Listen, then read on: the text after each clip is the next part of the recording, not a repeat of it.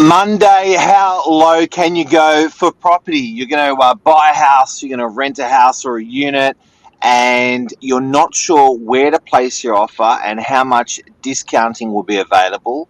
We're going to teach you. Stay tuned.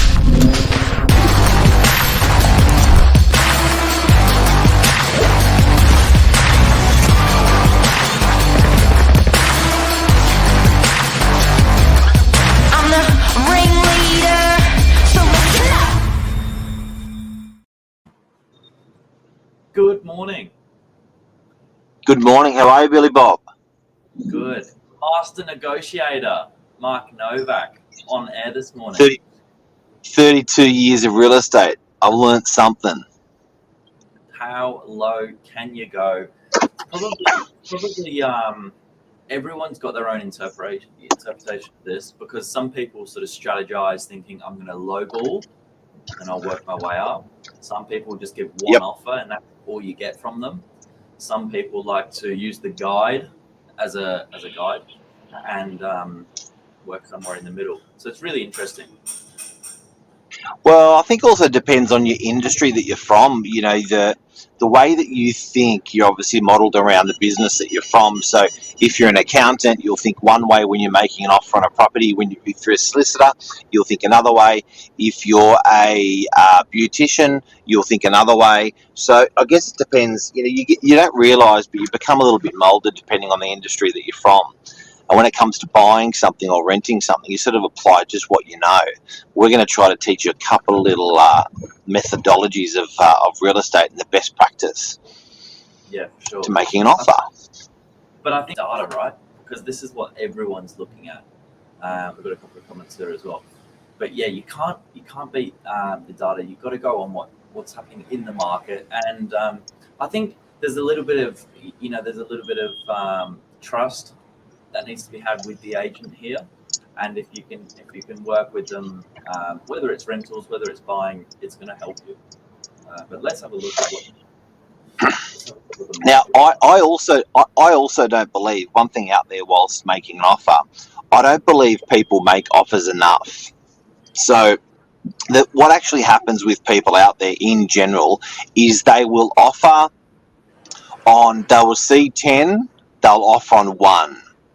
They'll see 20, they'll offer on 1. They'll see maybe even 50, and they'll offer on 1. Lesson 1 from today with negotiating and making your initial offer is it is free. It's a free question. So guys and girls, respectfully, if you're cashed up, ready to go for rent or for sale, don't be shy about making multiple offers on multiple properties at the same time. You are not cheating on your partner. It's property. It is just, you've got to basically be out there. It sounds a little bit frivolous and a little bit loose, but you've got to be out there making offers on stuff. So if you go out on a Saturday, make 3 different offers on 3 different properties that you like. You don't have to pick one. That's my number 1 lesson for today. Yeah, that's a very good advice, and you can have offers on multiple properties. So if you're seeing 1 or 2 that you like, you don't need to do the hypothetical numbers in your head, toss it up, and then wait for the agents to sort of come back to you. You can get something in and see what sticks. It's free. Absolutely. And you know, people treat it like they're getting married to the property. You are not. Like, it is, you know, the value proposition will really stand out. Now, Billy, when you're putting in the offer, what's the metric out there? Like, should you be offering 10% below? Should you be offering 10% above? Where should you place your offer down when you throw the gauntlet out? Well, with a price guide, and this is for the whole industry, not just our Novak properties. With a price guide, there's up to a 10% range. So that's generally what the owner's been quoted, generally what the parameters look like. And it gives you some goalposts to work towards as a buyer. So a guide price was basically replaced from offers over. So it gives you a great starting point, but generally speaking, it's a guide, right? it's not necessarily a for sale price. So I think buyers can get frustrated with that until they've been walked through that process. Now, don't get me wrong, not all properties sell 10% more than the guide, and not all properties sell on the guide. So it can give you, as I said, some goalposts, but that's confusing. Yeah, it's a range. Something that people should know is that we are regulated as an industry. So real estate agents can get fined if they're misguiding a property, if they're being false, misleading and deceptive with their pricing. So there is a expectation. So we're monitored by the Office of Fair Trading, and the Office of Fair Trading has said that we must be within 10% of what we've put in writing to our owners. We must be within 10% of what we're putting in writing to our owners. So they've allowed leeway, but not too much leeway. So when you see something selling for 20 or 30% more, it is generally a freak of a circumstance where that happens. But just remember, there is, respectfully, and people that are doing stuff by the book in the industry, we're trying to keep it within 10% of what we know with recent prices and sales in the area, if that helps. And you can always ask for those recent sales because they've been provided to your owner as a case study, and they've been I like that. On hand. So if you've got a bigger problem if the agent can't actually provide you with 3 recent sales. That's a bigger problem. I like that. So that's a great question to ask. Again, where are you going to put your offer in when you're going to be renting a place, or you're going to be buying a place? I think for the rental market, it seems to be on the asking price. And look, in circumstances, people at their own choice will put an offer in higher if they're looking to secure the property, and equally if the property's been on the market a little while, they don't see value at the asking price, they'll tuck it in under. So I guess it's the same as for sale. However, with that being said, that whole market's also become really regulated. So to take away that rental bidding scenario, people have often put their asking price a little bit more bullish because you can't work your way up anymore. And people are buying properties every day, all day, every day. It's a big thing.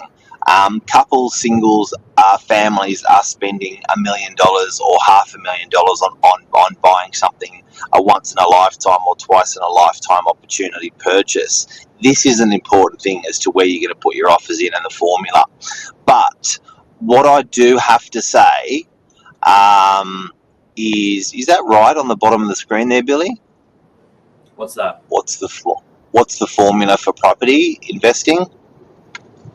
Not sure if we got that right, that title right on the bottom. But I do have to say, guys and girls, if you ring the real estate agent that you're going to be purchasing the property with, what I would actually do is I would ring the agent and ask to have an offer meeting. Now, an offer meeting is where you're going to sit down with the agent that's selling the property.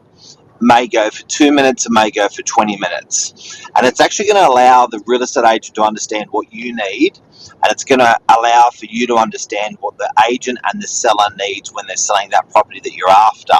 And the reason why I think this is so important is belly to belly, eyeball to eyeball. You get so much more out of it rather than an email, rather than an SMS, rather than a phone call. If you can get belly to belly with a real estate agent, and it also allows you to understand and dig deep as to, it's not just about price. It's about, where are these guys going? How can you help the person that's selling move into the next place? Do they need a longer settlement? Do they need a shorter settlement? Who are they? Who are you? And it actually I've seen clients choose buyers based on who they are. So often I've seen elderly couples helping younger couples with money. So they'll actually sell it to the younger couple because they like them. They like their story. They like their situation. So I urge people to try, if the agent will sit down with them, and I can't see why any agent wouldn't sit down over an offer meeting, but I urge people to try an offer meeting, sit down and have a chat. Yeah, it's good advice. I've seen a cover letter thrown in with like a bit of a brief as to who they are, what they do, particularly first home buyers. That's been successful. So yeah, the more I've seen pets thrown in. Photos. I've had a couple of properties where the pets have actually stayed because the elderly person was going to a retirement village, for instance, and they were so concerned about their pet, and the incoming purchaser took over and kept the pet. Wow. Dogs, cats, whatever. Yeah. So, you can imagine if you're selling a place, it's not just about dollars. So have that offer meeting, guys. Probably my biggest piece of advice out of today. And make offers. Just before we leave you though, let me show you what the market's doing, because I thought this was really interesting. Everyone's hearing the growth in the market at the moment. You can see here, yeah. Again for April, 0.23% growth, 6.6% higher than April 2023. That's 16 months of consecutive growth. Everyone's feeling like the market's moving, which is a great position to be in for a seller. But vendor discounting, something that we are seeing in the marketplace, and I'm going to show you where it's happening most in just a second. But that's a bit of a graph. You can see the direction it's heading in. I thought this was fascinating. Obviously, largely impacted by limited stock, high migration, rental, the fierce sort of rental market. But this is where it's happening. So it's pretty much in your back garden, and I'm sure you can sort of zoom in there. But Northern Beaches, we're down the bottom here. So what does that graph mean, vendor discounting? If I read that correctly, half the people out there, after they advertise the initial price, they discount it?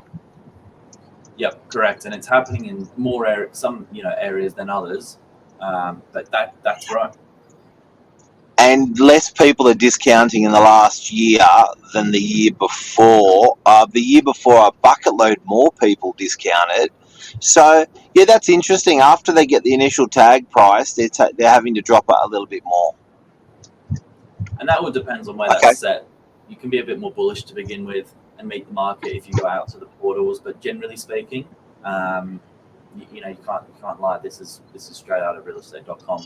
Number one, for volume, particularly in our area. So if I read that correctly, those suburbs would be the suburbs where the vendors or agents are a little bit more confident to go high, and then the buyers out there and the market out there sort of corrects them, gives them a bit of a knee in the gut. Yeah, well, for Northern Beaches, you can see just under 8%. Doesn't happen a lot. No. So okay. That's the show. That's the show, guys. That's how to negotiate with your first offers going in. Rentals and sales, again, good old-fashioned business. People don't mind. I still think good old-fashioned business. It's not technology. It's good old-fashioned business on how to negotiate. Belly to belly is a good way to do it. And good luck out there in your buying and renting. Go make some offers. Go make some offers. So, Billy, thank you, the old man in a young man's body. Thank you. Happy Easter to all the Orthodox people yesterday, and Sretno Slava to all the people that have their name day today. That's me. St. George. Patron St. George. Party tonight. See you guys.